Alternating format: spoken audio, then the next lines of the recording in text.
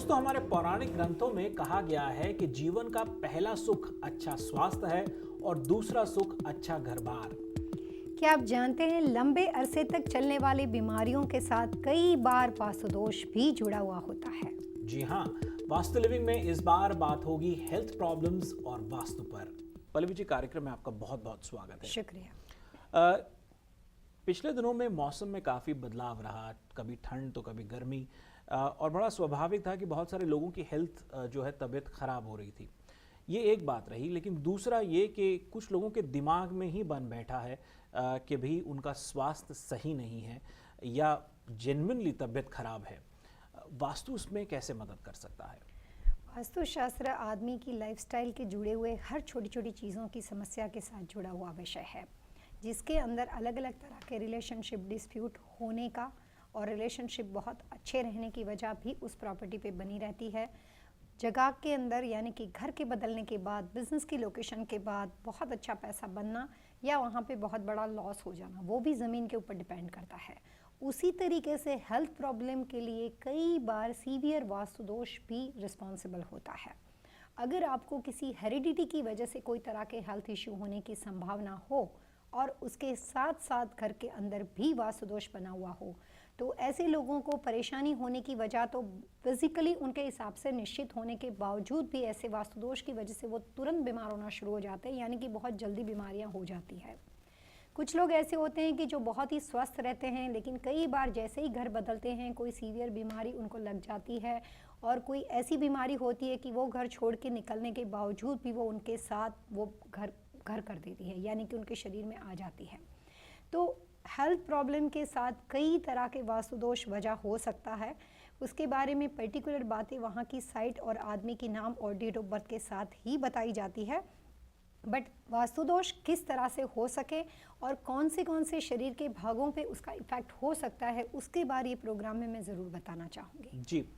अमूमन जब बात स्वास्थ्य की आती है, हेल्थ प्रॉब्लम्स की आती है, तो पहला जहन स्वाभाविक है डॉक्टर की तरफ जाने का। वास्तु कंसल्टेंट शायद लास्ट कहीं प्रायोरिटी में होगा, लेकिन पहला प्रयास है कि डॉक्टर के पास जाएं और अपने स्वास्थ्य को चेकअप करवाएं कि जाने कि क्या जेन्युइन प्रॉब्लम है। लेकिन कई परिस्थितियां ऐसी होती हैं जहां दर्शकों को जो इस परिस्थिति से जूझ रहे हैं वो इस विषय से जुड़ पाएंगे कि भी ट्रीटमेंट चल रहा है और वो ट्रीटमेंट सप्ताह दर सप्ताह, महीने दर महीने, साल दर साल चलता आ रहा है और उसमें जो है उनकी आर्थिक और मानसिक जो खामियाजा उनको भुगतना पड़ रहा है, वहाँ पर आकर के बात बिगड़ती है। जिस तरह से आपने कहा कि किन किन परिस्थितियों में ये हेल्थ प्रॉब्लम्स होती हैं, किन किन तरह के वास्तुदोष होते हैं, मैं चाहूँगा उस पर थोड़ा सा आप खुलासा करें, उसके बारे में बताएं कि क्या परिस्थितियाँ होती हैं जो हेल्थ प्रॉब्लम्स निरंतर बनी रहती हैं। सबसे पहली बात यह है कि हेल्थ प्रॉब्लम के लिए मेडिकल साइंस, आयुर्वेदिक, जिस तरह की भी आप हेल्प लेना चाहते हो ज़रूर लेना चाहिए। लेकिन वास्तु आपको इसके दौरान ये हेल्प कर सकता है कि अगर इनिशियली स्टेज से किसी घर को देखने से पहले से ही पता है कि यहाँ पे इस तरह के कोई भी तरह के हेल्थ प्रॉब्लम होने की संभावना है, तो शुरू होने से पहले अगर उसको क्योर करते हो तो उसमें बेटर रिजल्ट होता है। उसमें आपकी शायद वास्तु ही ज़्यादा हेल्प करता है जी। दूसरी बात, अगर कोई तरह की बीमारी से कोई आदमी ऑलरेडी परेशान है और काफ़ी अरसे से उस तरह की बीमारी से उसको भुगत रहा है, तो ऐसे लोगों के लिए जो भी दवाइयाँ चल रही है उसके साथ साथ, जैसे कहते हैं कि दवाई के साथ दुआ भी काम करती है, उसी तरीके से दवाई के साथ साथ वास्तु की हेल्प से थोड़ा रिलैक्स हो जाते हैं। पेन और बाकी सब चीज़ें जो भी बीमारियां आगे बढ़ती है उसमें बहुत हद तक फ़ायदा होता है जी। तो अलग अलग तरीके से, लेकिन वास्तु आपको ज़रूर हेल्पफुल हो सकता है। पहले इस प्रोग्राम में मैं ये बताना चाहूँगी कि वास्तुशास्त्र के अनुसार आपके मकान के कौन से तरह के वास्तुदोष आपके शरीर के किस तरह के अलग अलग भागों के ऊपर परेशानी होने की संभावना और सिम्टम्स आपको बताते हैं, जिससे ये पता कर सकते हो कि आपको कोई भी तरह की स्टमक से रिलेटेड, किडनी से रिलेटेड, हार्ट से रिलेटेड प्रॉब्लम होने की संभावना इस घर में इतने सालों के बाद आने की संभावना है, ये बताया जाता है। तो देर किस बात की, जोतन लागे सोतन जाने, पुरानी कहावत है। लेकिन जाहिर है कि अब दर्शकों में ये जानने की उत्सुकता है कि घर में ऐसी क्या विचित्र परिस्थिति हो सकती है, ऐसे क्या वास्तुदोष हो सकते हैं कि उनको किडनी प्रॉब्लम हो सकती है, लिवर प्रॉब्लम हो सकती है, हार्ट प्रॉब्लम हो सकती है, उसके बारे में बताइए। जैसे आप वास्तुशास्त्र के बारे में जब बात करते हो तो आपको एक चार्ट बताया जाता है जिसके अंदर अलग अलग तरह की दिशा रहती है। ज़मीन में एक बहुत बड़ा एक आदमी, एक वास्तु पुरुष का चित्र रहता है और जो एक खास तरह की पोजीशन के अंदर वो लेटा हुआ है जी। पर्टिकुलर किसी दशा में उसका सर है, किसी दशा में उसके 2 हाथ है, इस तरह का सिंबल बताया जाता है। जो अर्थ का साइंस है उसके हिसाब से जो 4 कार्डिनल दिशा है, नॉर्थ, साउथ, ईस्ट, वेस्ट, उसमें हर ऑपोजिट दिशा के अंदर बड़ा स्ट्रॉन्ग एलिमेंट है जो एक दूसरे से बिल्कुल विरुद्ध बनता है। जैसे वाटर के सामने फायर है, नेचर के सामने मेटल है, तो एक दूसरे से ऑपोजिट एलिमेंट 4 कार्डिनल दिशा के अंदर है।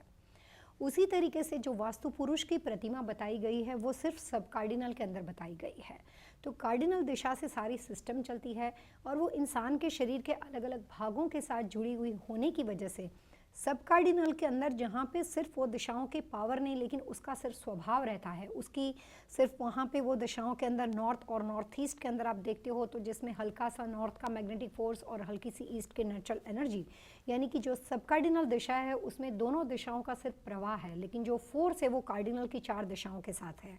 तो सब कार्डिनल के अंदर एक जो पिक्चर बनाया गया है जिसमें नॉर्थ ईस्ट के अंदर वास्तु पुरुष का सर बना हुआ है, फिर उसी के साथ साथ जैसे आप नॉर्थ वेस्ट और साउथ ईस्ट में आते हो तो साउथ ईस्ट में वास्तु पुरुष का जिस तरह से प्रतिमा बताई गई है उसके तरह से उसका लेफ्ट हैंड बताया गया है, नॉर्थ वेस्ट में उसका राइट हैंड बताया गया है और उसके दोनों पैरों की पोजीशन को अगेन फिर साउथ वेस्ट में बताया गया है। तो जो भी 4 सब कार्डिनल दिशा है, नॉर्थ ईस्ट,